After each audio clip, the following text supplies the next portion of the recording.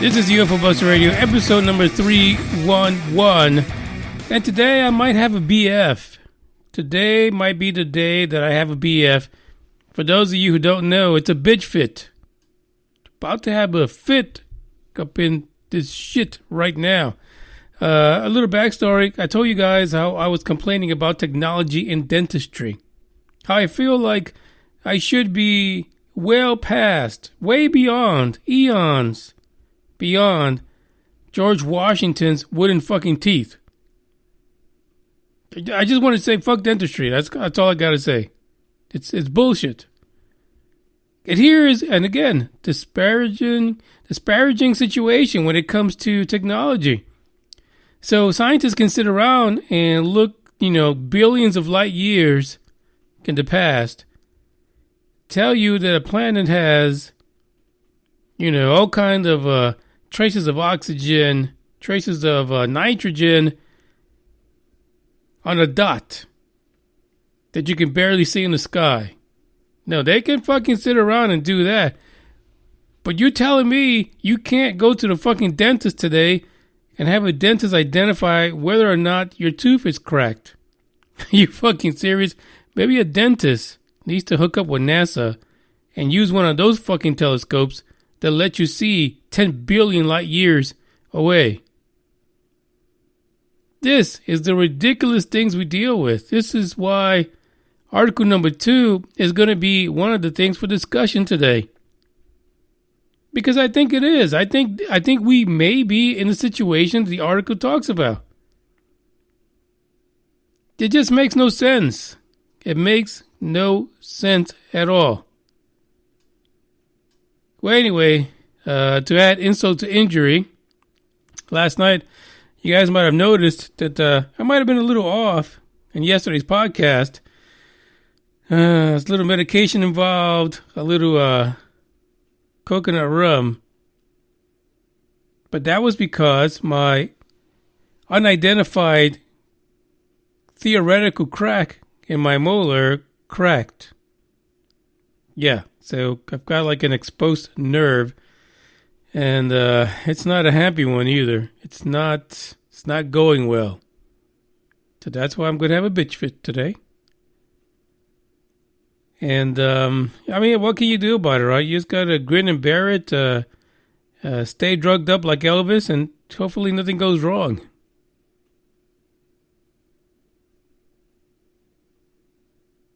I just want to remind you guys that I said I would play some Christmas music in December. And my last attempt with that trap song only led me to accidentally say that I would do some rapping on here, some hip-hop-ish Christmas song. So I don't know. I still might do it just for fuck's sake because there's nothing better to do on this podcast except making a total ass of myself. But in the meantime, I got that Christmas song for you. You guys might like it. So, listen to this. Hold up, I am on my way. I'm in motion. Let's go to the ocean. Yeah, let's go outside. We can hang out on the beach without freezing. Yeah, isn't that amazing? In Christmas times, we'll be chilling and having a good time. Doesn't matter if the snow is falling or the wind blows and the rain is pouring. It will always be Christmas in my heart. But this year I wanna hang out with my friends and family, making angels in the sand. You ready? Doesn't matter, it is Christmas in my heart. And I can promise Santa's coming to visit. No, he wouldn't miss this in Christmas times. Oh, and the sun said it is just getting better on a blanket with the skyline painted in blue. Ooh, yeah, that's what we do. We'll be chilling and having a good, good time.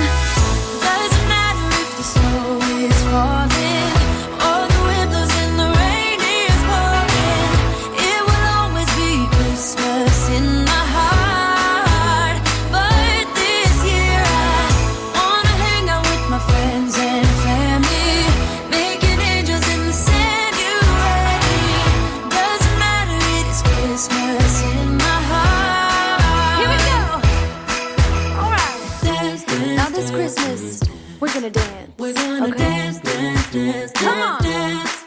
We're gonna dance, dance, have a good time. Dance, dance, all night long. We're gonna dance, dance, and have a good time. I think Santa's gonna come and join us in this song. Doesn't matter if the snow is falling or the wind blows and the rain is pouring.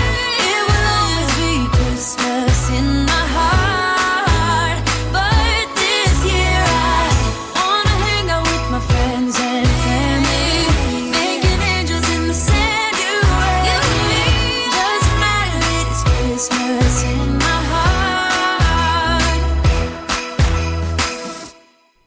By the way, just welcome Green Man to the show. He's in the chat box. And at first I thought he was asking me if I was doing insurance. This is the state that I'm in right now. Nothing seems right. Nothing is where it should be. But I think he's saying, hey, am I doing call-ins? The number is always there. You can attempt to call in. It's best to do it while I'm playing a song, only because I can cue you up.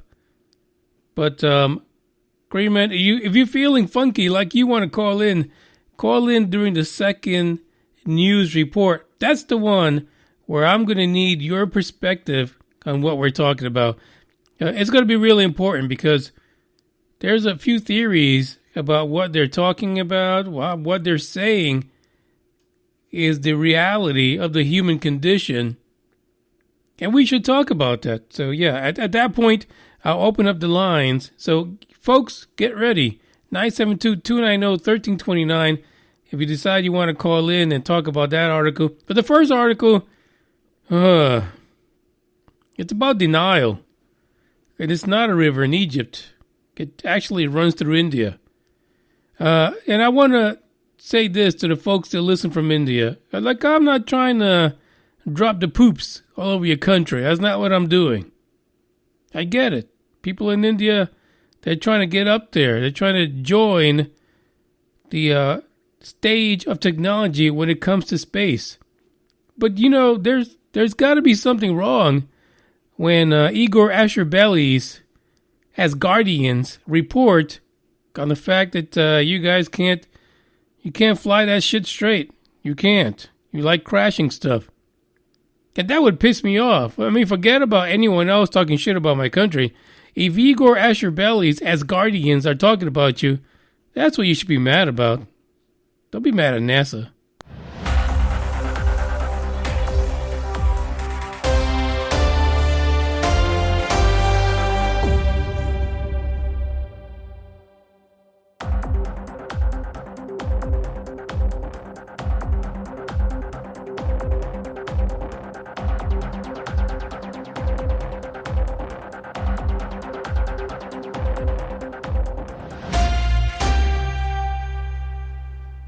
Ladies and gentlemen, oops, I did it again. Here's the deal. So there was a point where I was saying, what the hell happened to the Asgardians? What are they doing? How did they disappear? They had this little election. They ratified the rules of the Asgardian country, the nation, should I say, not the country, but the nation. And I thought that they disappeared altogether. They were just going to collect taxes from random ass fucking people.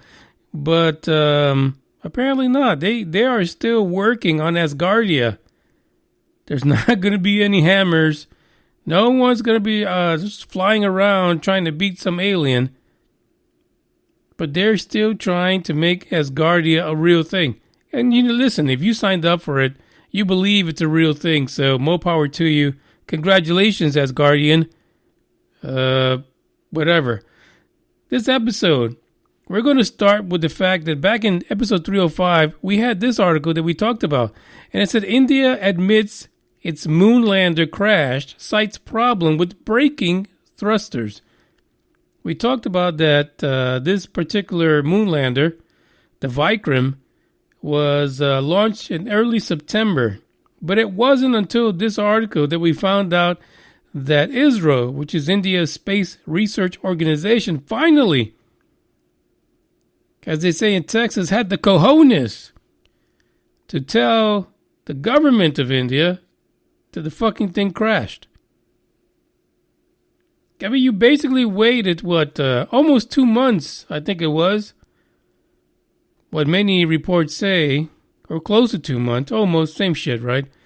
To let them know, hey, by the way, we kind of crashed it because the thrusters weren't working.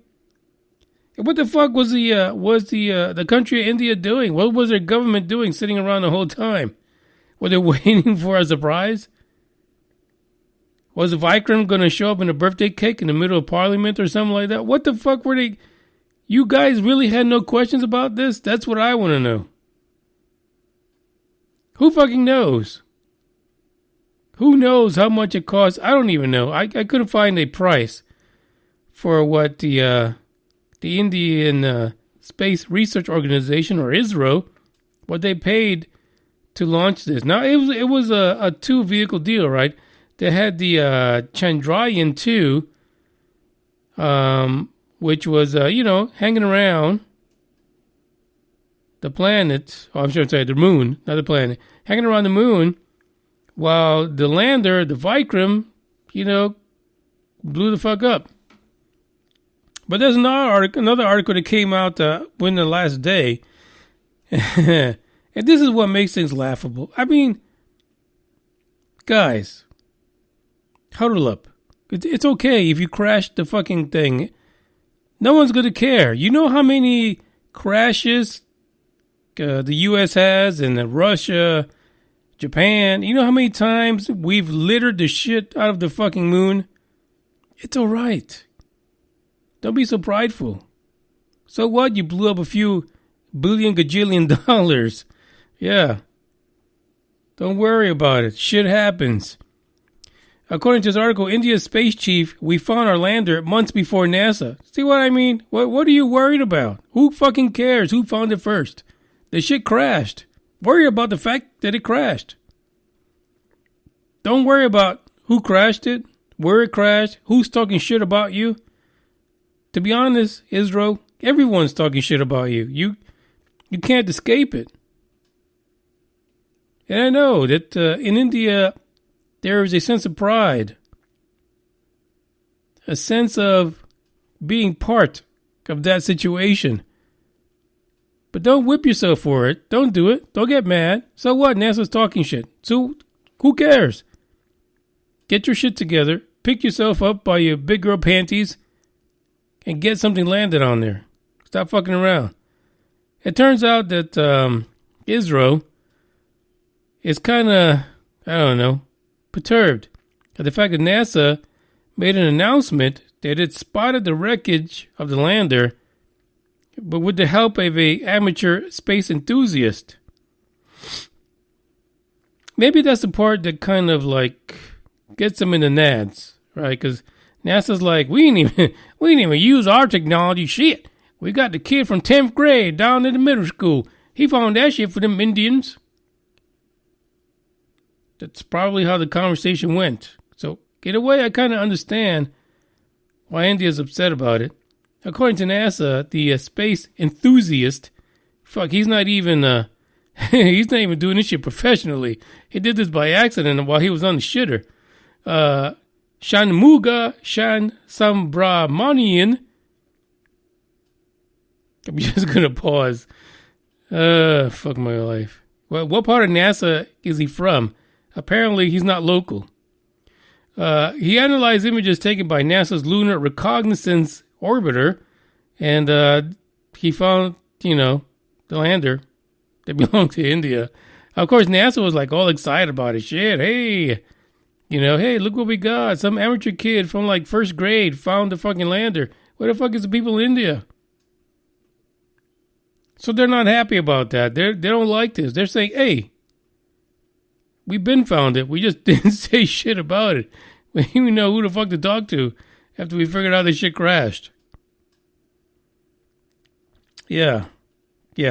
According to this article, the ISRO chief, I can't read his fucking names. I'm just calling him KS. Hey, KS. ISRO chief KS said after the landing date itself, our website had given that our own orbiter was located. Vikram. Okay. Our own orbiter had located Vikram lander. We had already declared that on our own website, you can go back and see. The thing is, nobody gives a flying fuck what you did. I mean, people really enjoy the fact that some kid from a foreign country that's tied to NASA in a sweatshop that's in kindergarten found it. That we don't give two fucks. Nobody gives two fucks that ISRO put it on their website. Who cares? Nobody really cares about that. There's another article. There's about 3 fucking articles on this in here. Basically, if you guys want to read up on that, it's up to you. Jitendra Singh. I knew a Jitendra one time. I sure did. Jitendra Singh, the Indian Minister of State, said that Vikram's fate was decided when it speed up. It actually says speed instead of sped.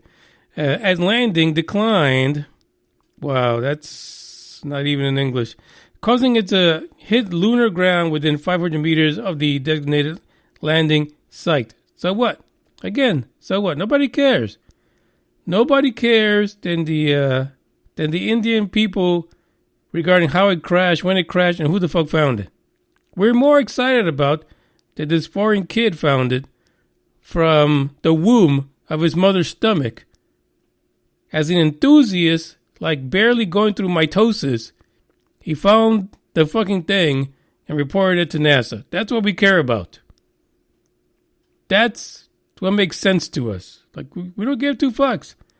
If a scientist from India found it, like, so what? We really don't care. But anyway, if you look at the news, India is still working it. You know, they're still launching shit into the air, and they're getting it done. Hopefully, they'll get a lander back on there and hopefully not crash it. By the time they go to do this again, that kid is probably going to be on 2nd grade, but he'll be watching those fuckers like a hawk. He's going to get his degree off of what they're doing. I guarantee you. Zachariah is in the group chat, and he has a question. Any idea on how new India's space program is? It doesn't seem to be that new. They apparently have a lot of stuff that they've been launching. If you look at it, I think they actually launched something recently having to do with a surveillance satellite. Who the fuck are they looking at? I would say that they're probably watching this kid, and they're going to shoot him with a laser that's probably going to misfire and take off a chunk of the southern part of the country. That's just my observation from the look that they've had so far.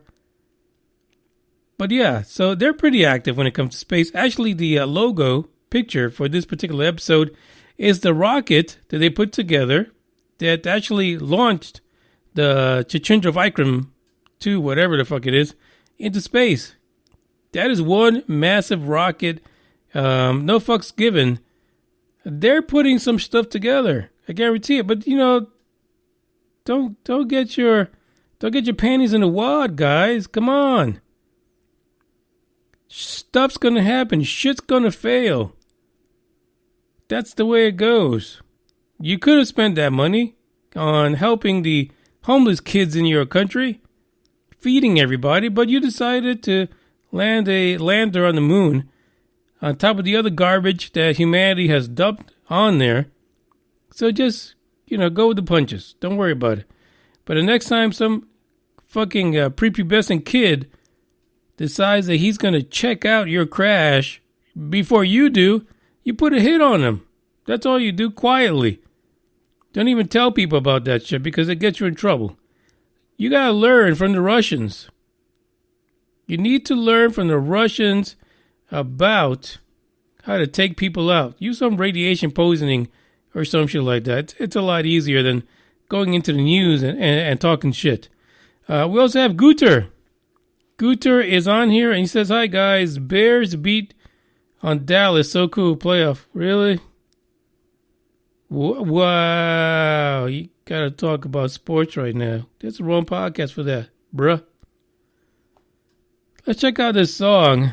This song, if you are in any way, shape, or form, if you have heart problems, this is not the song for you. You'll see what I'm talking about a quarter of the way through, because you're gonna want to pop out those glow sticks, dust them off from when you were being a perv in the club. Check this out.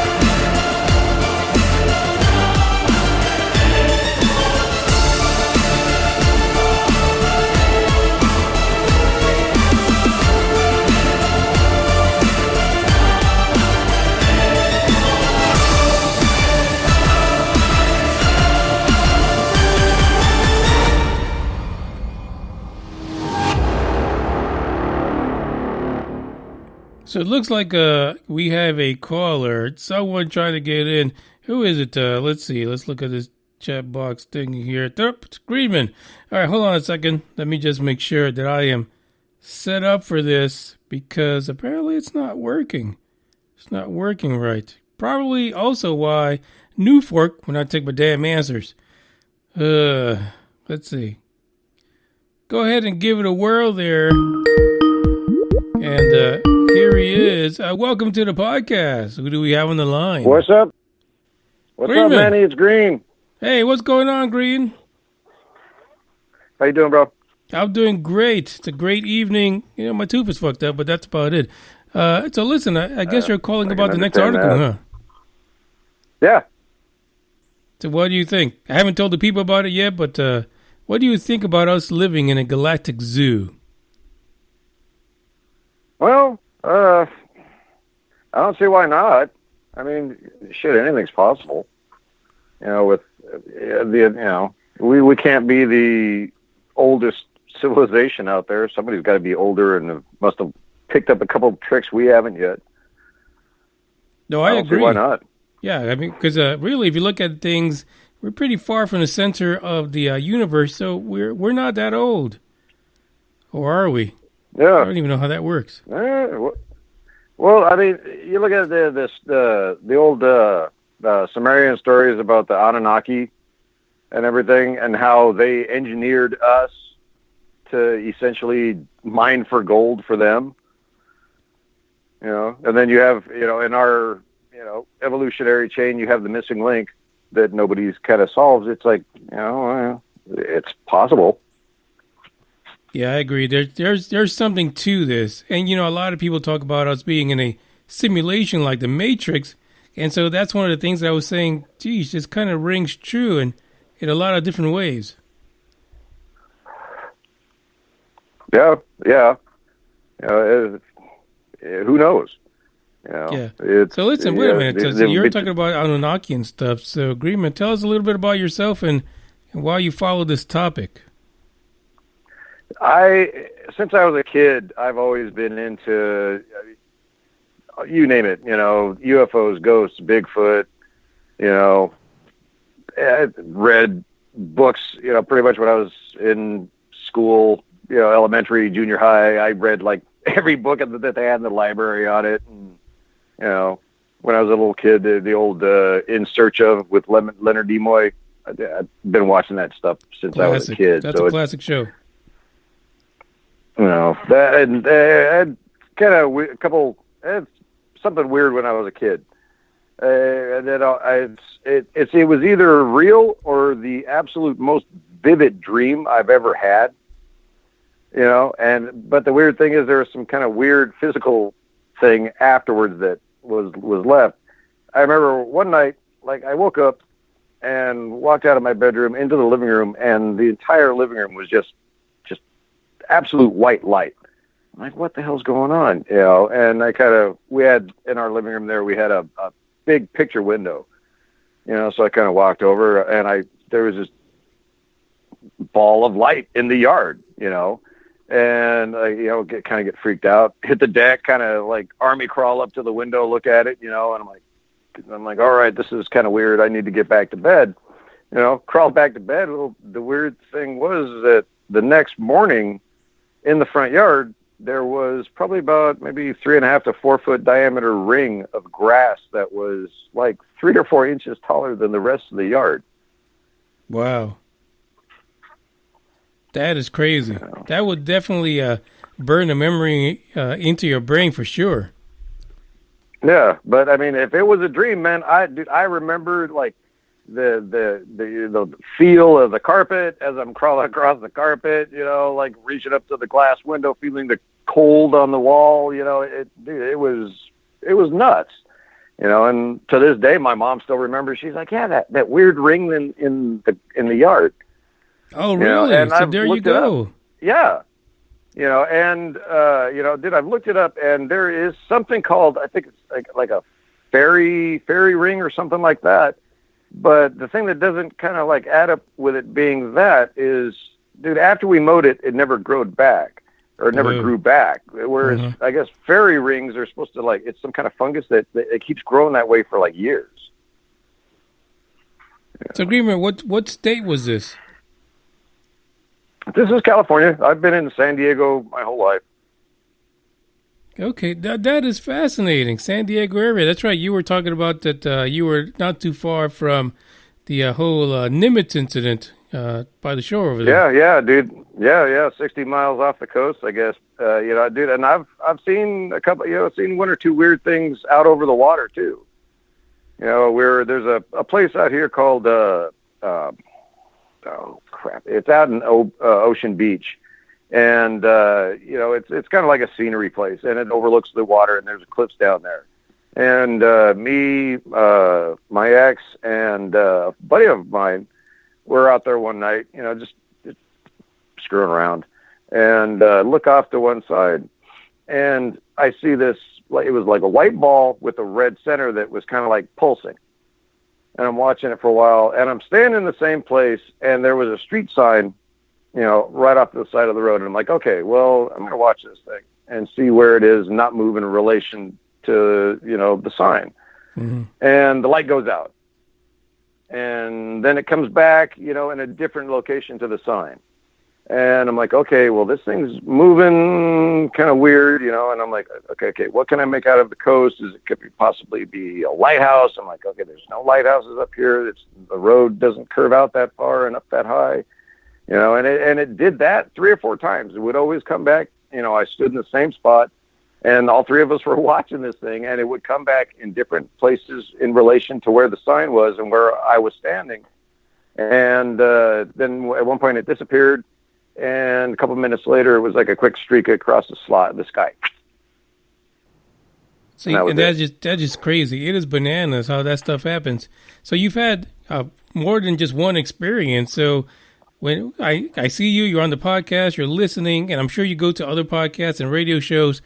So what is your take overall at what's happening? Well, dude, it's you can't trust the government. They're not telling us the whole thing, dude. It was it was like 3 years later after Eisenhower signed into Act Area 51, where he couldn't even get on because the CIA came and took it over. Bob Lazar. Me personally, I believe Bob Lazar. And they've got things. I've watched other interviews with former heads of Lockheed Martin that had retired, or the deathbed confession type things. Oh yeah, those are great. Some of them, some of them sound like bullshit, but some of them are like, okay, well, yeah, this dude. You can go back and check out that this dude really designed the SR-71 Blackbird. And now he's sitting there saying that Lockheed Martin has a machine that can scan a human being from head to toe, eliminate any cancer, tumors, anything like that. Can do Star Trek type healing kind of crap, but they can't release it because, dude, there goes, the pharmaceutical system, there goes healthcare, all those guys that, no more Beamers and Mercedes for all the doctors, they have to, go out and stand on corners to collect change to go play golf. Yeah, that is just hilarious. It's a sad world for all. I know it really is at times, but it's fascinating too that when we have these experiences that it's hard to really talk about them. You know what I mean? To get some traction. But when you think that the government is keeping you away from the truth, that just kind of burns your goat, doesn't it? Just makes you angry sometimes. Yeah. I mean, you think about it. This machine actually truly does exist. And they're keeping it from it. That dude, isn't that in a way a form of murder? Because think of all the people that died of cancer that wouldn't have had to. Right. No, you're right. You're right. But that's what Stephen Greer is talking about all the time, right? Everyone, the government knows about free energy. They know how to create energy from nothing and make it perpetual energy, but they're letting the people die. Well, dude, Tesla. Dude, Tesla had an understanding of things, and dude, he claimed to have these visions, to where he would be thinking of a concept, and the entire schematic would just flash in his head on how to make something that doesn't even exist and all this crap. Even at one time had a machine that he made that he said he could listen to ghosts, and this was before radio and everything. So what the hell was he picking up? Yeah. He's hearing whole conversations. What's he picking up? Yeah. When he died, he had a stash of his paperwork, and the FBI came in and just snowballed the whole thing, took it all. So yeah, and it wasn't. He also said that he was contacting some kind of alien, being or civilization or something that was when he was out there in Colorado Springs testing stuff. Oh, Tesla. Yeah. He's always saying he's like he gets he has some kind of connection to but I mean, from the way he could just spit out these things that even today, dude, it's like we wouldn't have an iPad, we wouldn't have iPhones, we wouldn't have a lot of things without Tesla and just these random things. Where is it coming from? So Gooder says, in the chat box that it's the natural order of things. So basically, the people get shitted on, while the powerful get all the goods. Oh yeah, you know, dude, it's the politicians are figureheads. You know, if you really these politicians really wanted to do something good, and like this Lockheed machine existed, why would they stop that? Why are they stopping it? Because there's money involved. The money comes from the big business. Who are the people that own these big businesses that have all this money? Those are the people that really need to be watched. The Rockefellers. The Federal Reserve isn't a government organization. It's privately owned. Yeah, and I hate to quote our boy Stephen Greer, but again, he said, the industrial military complex, that's where everything goes. Well, yeah, dude. Yeah, Eisenhower on his exit speech when he left the presidency, that was part of his speech. Beware the military-industrial complex. Why? Mm-hmm. Because, dude, they booted his ass out of Area 51, and they wouldn't let him. He had no idea what was going on out there. Yeah, and it sounds like a lot of the folks that are boys that are logged into the chat box. I agree with you fully, but here's the thing. So you're, in a way, you're an experiencer. And you've seen things, you've read about things, and it looks like you continue to stay abreast of it. Do you think, because the big topic is that next year, again, disclosure is going to happen, do you think that really is going to happen in the way people think it will be? I don't know. It's hard to say. I think it's been slowly kind of fed into us that, okay, it's not just for crazies anymore. Right. Even all the way, and even the technology to get us up there. It was Colonel Corso. He was part of, he was involved with toward the tail end of Roswell, but he was presidential advisors and all this stuff. He was part of this. I think it was the Majestic 12, I think. And don't quote me on that. But he was part of this organization, and that was part of his job was to go to, Lockheed, to go to Raytheon, to go to these big companies and introduce little bits of technology, fiber optics.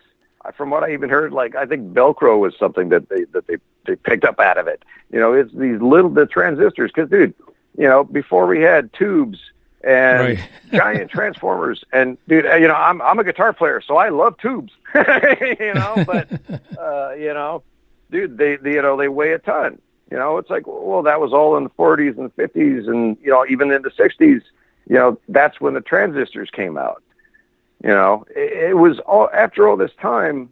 You start seeing these weird things that are kind of like, it's slow introduction to the technology. Mm-hmm. And then you get more movies, you get, more TV shows about it. It shows it to the public more. So when the time really does come, it's not like the Brookings report from, back in the 50s where, the government goes to the Brookings University and says, hey, what would you think would happen to society if we told them about all this stuff? And they'd come out, it's like, okay, well, the economy would crash. You'd have people killing themselves left and right for one fear or another. You would have this giant crash in religion. So they've known what would happen. So they kind of have to slowly nurse us into it, so to speak. It's going to be before they finally come out. At least the U.S., because I think Brazil's admitted it. I think Britain kind of came out.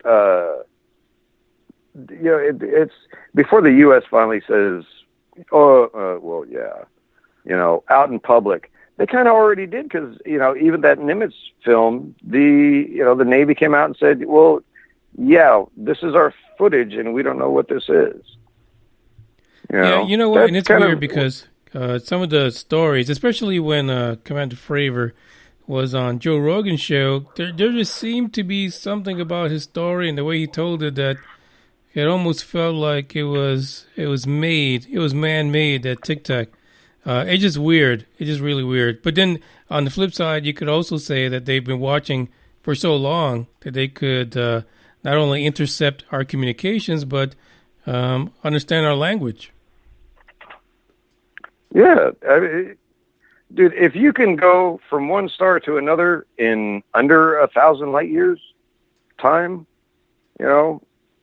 why can't you, do universal translators, something, even you pick up on the TV transmissions. We know they can do that because, the first televised Olympics has been floating out there for years and years and years. So they can pick that up. My wife's Japanese, and part of the way she learned English was from watching Friends. I can't stand the damn show, but it's you watch it long enough, and you kind of get an idea of, what's going on. Okay, well, you can start piecing a language together. I do the same thing. I watch Japanese anime movies and like, okay, well, does this mean what I think it is? She's, oh yeah. Yeah, exactly. At least you pick up the hip part of the language, not the taught school version. Yeah. Yeah. Gooder says that the ET is telepathic, so that's probably how they picked up what was happening during that Nimitz incident. Probably, yeah. Probably read more emotion. Right. Yeah. Well, it is a crazy situation, and you're in the thick of it because the coast of California. There's always something freaky going on out there when it comes to UFOs. Yeah. I want to try and get up to Malibu up there, the underwater UFO base that's supposed to be out there. Oh, the USOs, yeah. Yeah, dude. I've heard a lot of stories about that, and it looks kind of interesting. You Google map it, and even the terrain where it's supposed to be kind of looks weird. Mm-hmm. All right, so one final question before I let you go. But before I say that, thank you for listening. I appreciate that, and I'm glad you're in the chat box and chatting with us. But here's the last question: do you truly believe that we might be kind of like ants in an ant farm being watched by some kind of galactic community?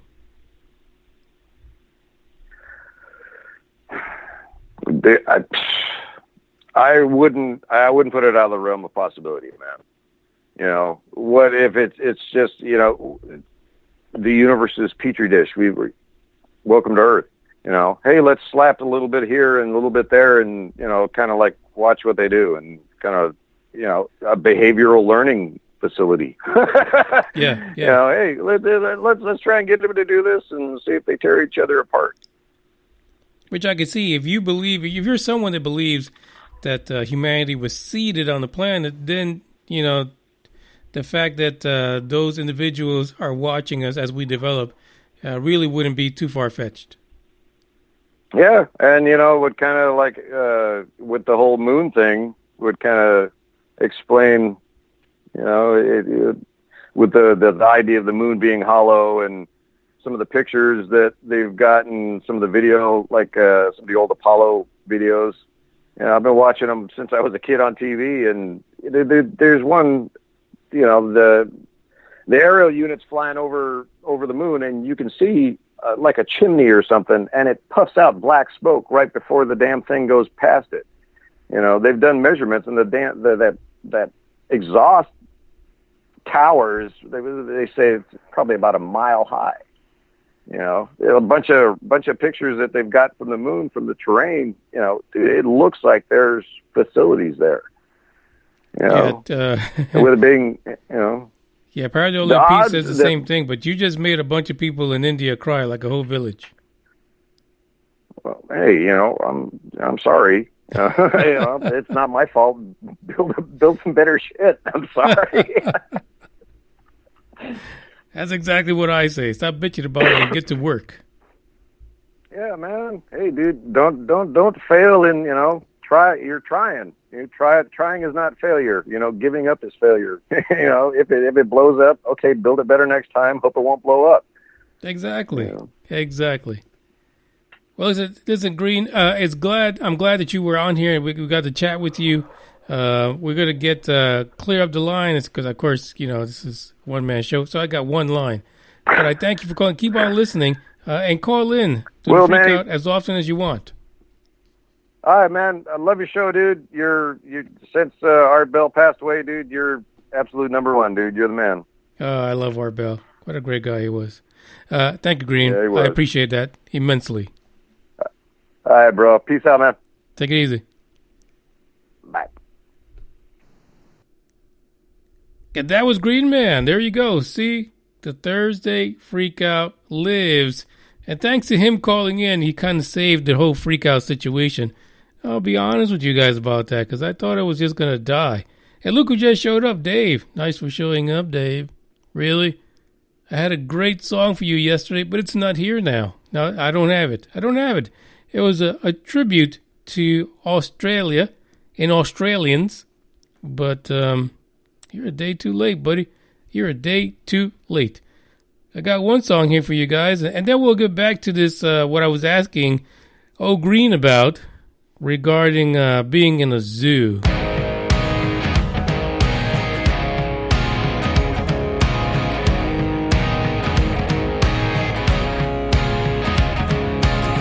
Forever young, or am I faking? On the tip of my tongue, there's a sarcasm waiting for you.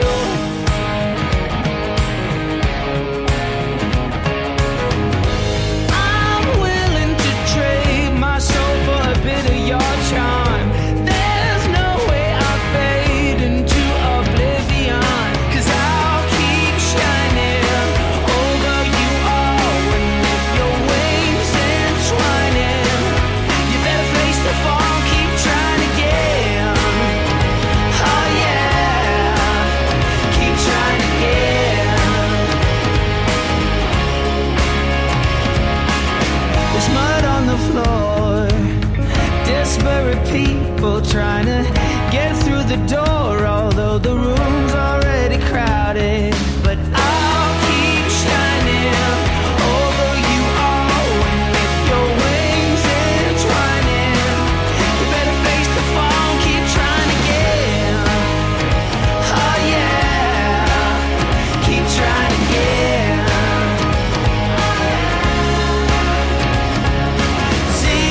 Zeros, everybody's trying to be heroes when all they have to say to be okay is I don't know. And keep trying again.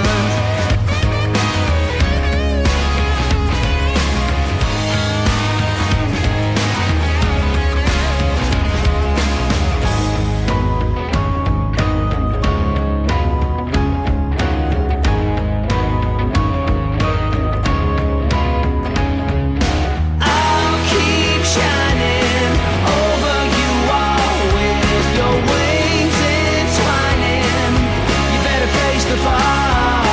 Zero, everybody's trying to be heroes when all they have to say to be okay is I don't know. Are you okay? I'm not that sure.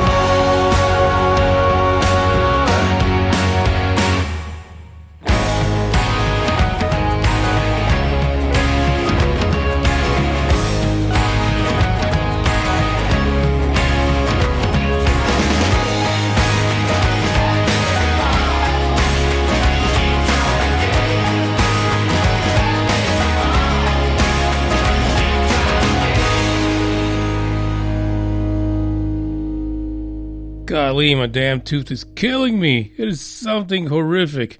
I need to go refill on something. This is crazy. Time to get them drugs out.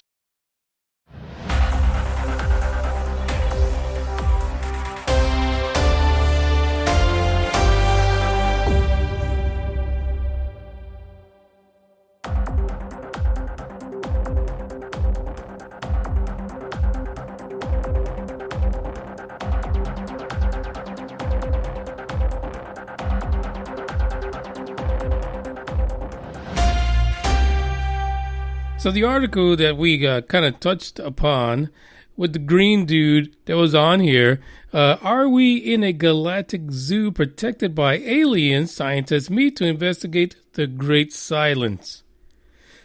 Now, this situation happened actually back in the spring, but I didn't actually run across this. And it just kind of touched my heart because, yesterday we were talking about, what's his name, Vakak from Medi. It's not my fault that I'm calling him Vakak. That's the way they spelled it in the damn, I think it's Vakach, but they, in the article, halfway through, they started spelling it as Vakak, so that's what he is. He's a Vakak. So Vakak from Medi apparently was not at this meeting. He was out filming pornography. The question for these guys is, are we alone? So astronomers got together, and they're saying, hey, listen, we've found over 4,000 planets, exoplanets, in our own Milky Way galaxy. It's a lot of fucking planets. And if you looked at the news recently, we've even found that maybe there might be some black holes hanging around the Milky Way galaxy. But what they said was in this particular meeting is that, guess what, guys? We could have over 50 billion exoplanets just hanging out there that we haven't identified yet. 50 billion. That's a shitload of planets. And for anyone that would think that there isn't one fucking life form that's intelligent in 50 billion planets, fuck, you need to play the lottery or something. Go, you're just a sad little asshole. I don't know what it is. How do you sit around and think that there really could be, just in one galaxy, 50 billion planets, and not even consider the fact that there could be life elsewhere? I mean, you just gotta be fucking nuts. I mean, you're so centered on your own little world that it's gotta be pretty sad. Gotta be pretty sad. Well, Vakak's Medi, which is actually this was International Medi, International Vakaks, which stands for Messaging Extraterrestrial Intelligence. They got this done in Paris for one day. They got together, kind of like, some band, like coming out of retirement and shit. It happens. It looks like it happens every 2 years, not every year, because Vakak has other things to do. So they got together and they had questions. Some of the questions that the Medi's board directors put out for this particular workshop were these questions right here. Number one, are extraterrestrials staying silent out of concern for how contact would impact humanity?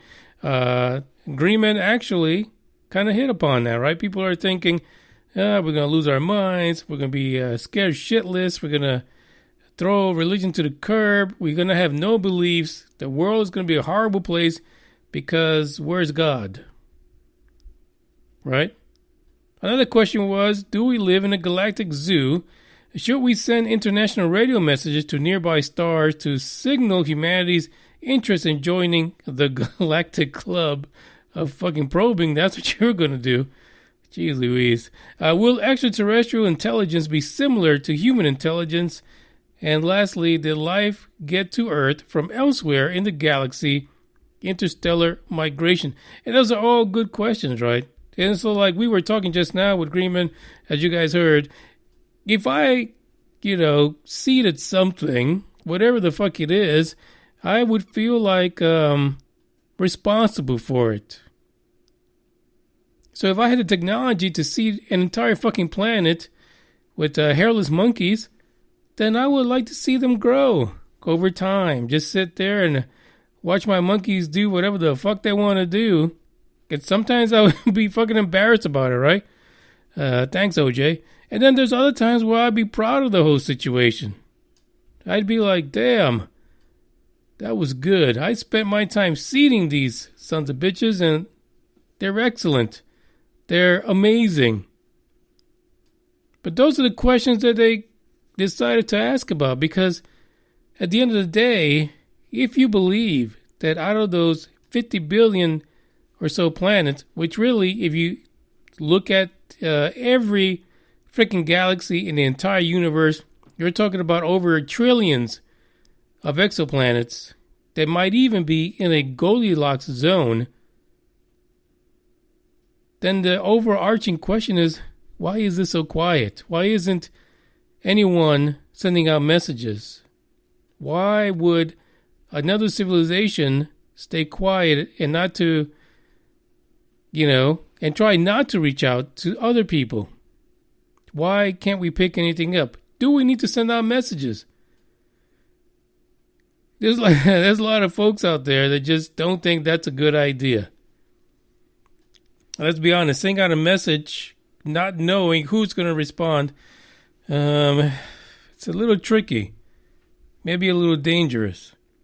There's a quote in here from Raoulin Sercao, because he's French, and he was one of the organizers for this particular workshop.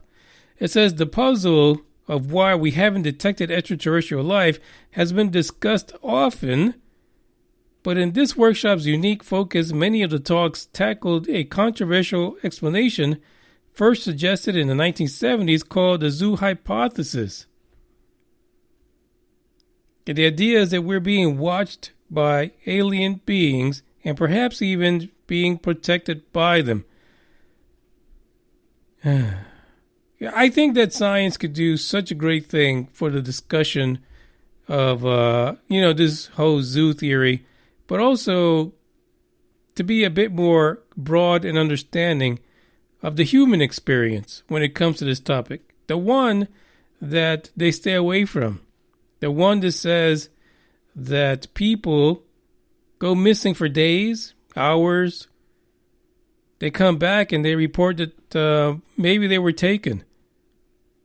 If you're a scientist, if you are a pencil neck geek wearing a white lab coat who believes that humanity is in a zoo and it's being watched, then why couldn't you believe that once in a while the guys that drop the DNA all over the planet will come and pick up a few people here and then to test them out, see how the evolutionary process is working? I mean, ask Travis Walton. He believed it was real. He disappeared for a few days there. He had a story that jived with the other folks that were with him and saw him being attacked in a way. And there's plenty of other people who report being abducted. The abduction scenario really kind of fits for me when it comes to the Galactic Zoo. Because I would want to experiment on the shit that I see. Come on. Stop fucking around. You know you do that. You know you do that with your kids. You give them like sour shit and see how their face just puckers up, their lips, because they're, I don't know. And you know how little kids, you little babies, you give them the sour stuff, they like shake a little bit. But you seeded them, so you're like fucking with their lives. Aliens will probably do the same thing, but with technology, they probe, they dissect, they take your eggs and your DNA. It really isn't too far-fetched, not one bit. As Zachariah says, he recalls the episode of South Park because Greenman made a point that South Park did a show just like that. Aliens seeded the planet to make a reality TV show. And we might just be that. We might be blasting on all kinds of TVs, a gajillion miles away. The Harry Abe reality show. That's what I think it is. This is the end of the podcast. I got one more song because I keep on saying I'm trying to find a hip-hop song. Listen, guys, really, you have to be open to all kind of music, universal language, besides math, I guess. So sometimes I like to play some hip-hop, and it's taken me over a year to find one that I can play. But I'm going to play it towards the end. Don't forget to follow the podcast on Facebook, Instagram, and Twitter. And share, like, subscribe, be part of the conversation. And just listen, I'm a regular guy just like everybody else. I like to talk to shit, but I like having fun with it. I'm not serious. I'm not trying to convince you of any opinion other than your own. I'm going to share mine because, fuck, that's what I do. It's up to you whether you accept it, and I accept any other opposing point of view, as long as you're not trying to rubber dick me into thinking that it's not okay. So for the record, which is the name of this track, ciao.